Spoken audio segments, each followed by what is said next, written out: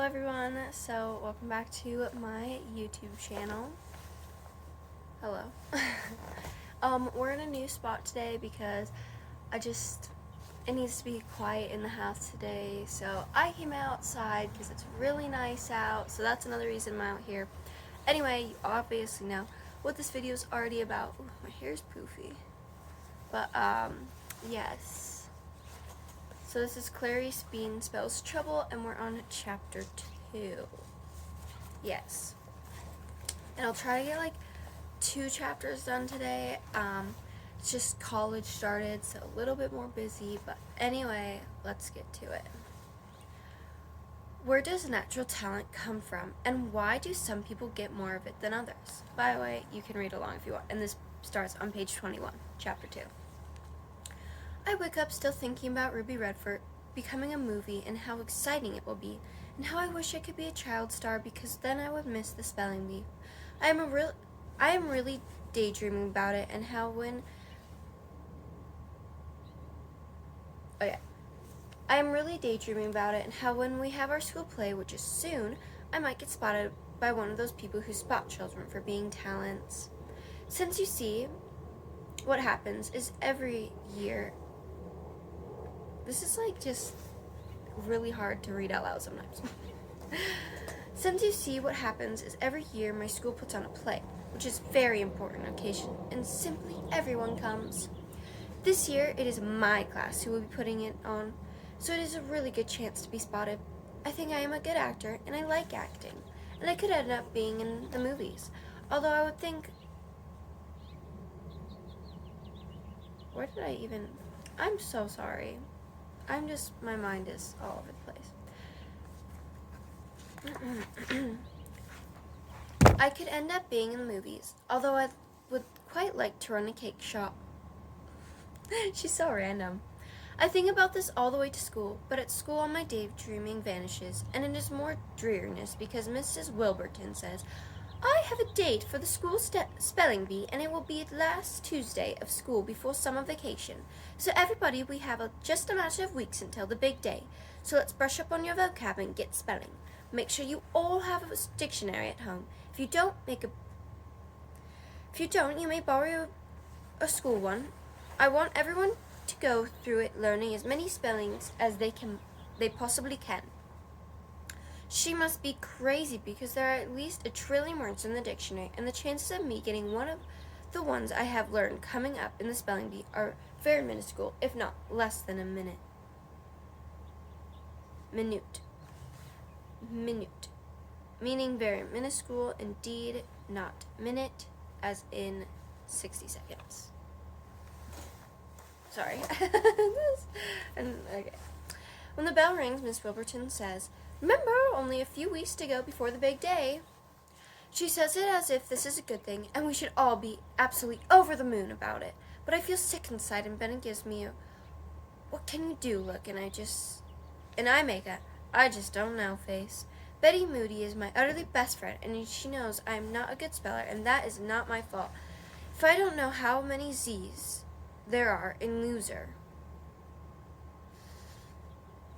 Oh boy, girl.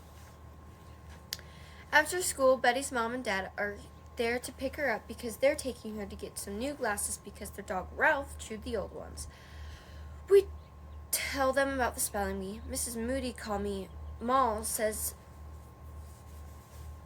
that she is not really big on spelling bee. She says some people just have a brain for spelling and some people don't, and some people don't, and some people's brains scramble all the letters so they just can't see them as words at all.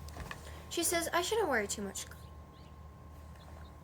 Clarice. Spelling isn't the be-all and end-all, you know, and Moll's a writer, so she should know. Mr. Moody, call me Seal, says, yes, way back in the olden days, people used to spell words all different kinds of ways. Spelling wasn't as important as it is these days. I say, I wish it was the olden days now. And Cecile and Moll laugh, but I'm not joking. I say goodbye to them and start walking home. It's got me thinking, if spelling isn't my natural talent, then why haven't I got another one? You see, there's something called natural talent, And everybody has it. Taking the lids off drawers, which is my Uncle Ted is good at. Although this is not his only talent, he is also good at knowing the direction to go in. He just knows. This is good because my Uncle Ted is a firefighter, and firefighters need to know where they are going in a hurry. And these are just some of just a compass, and then word for later. Sorry, it takes me like a couple of chapters to get used to like a writer's type of writing, because there's just so many type of styles. Kyle Remberry's natural talent is dog training. He just has the knack of it. He may have learned it from his mom because his mom is a professional. She does dog training as a living and also dog walking. He says, you have to talk to dogs as if you yourself are a dog, he says. Most people don't agree with that, but it works for me.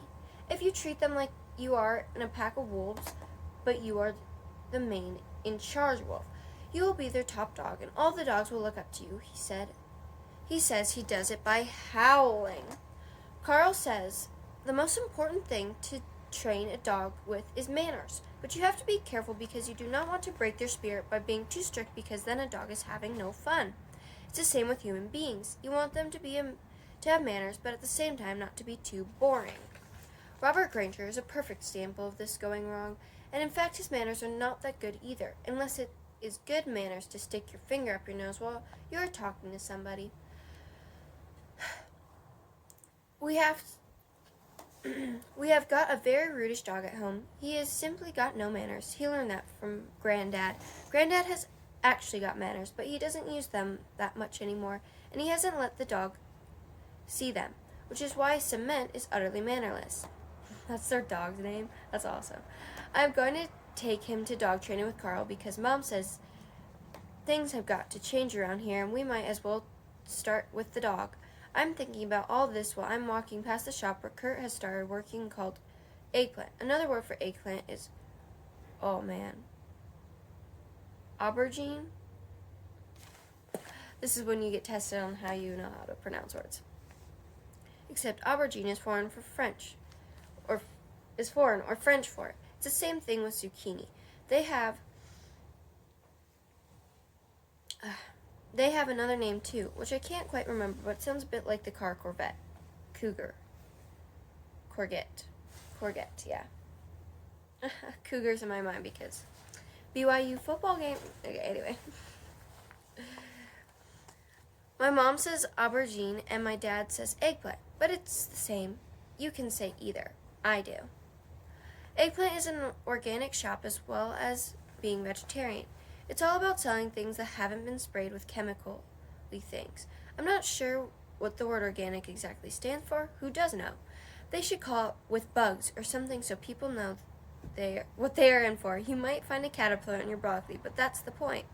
Mom says there's nothing wrong with eating a caterpillar. I say there is if you're a vegetarian. Wait a second, that's great. Anyway, today I'm walking past when I see this notice taped to the window. It says, express yourself with drama. Why not join the Children's Drama Dance and Workshop?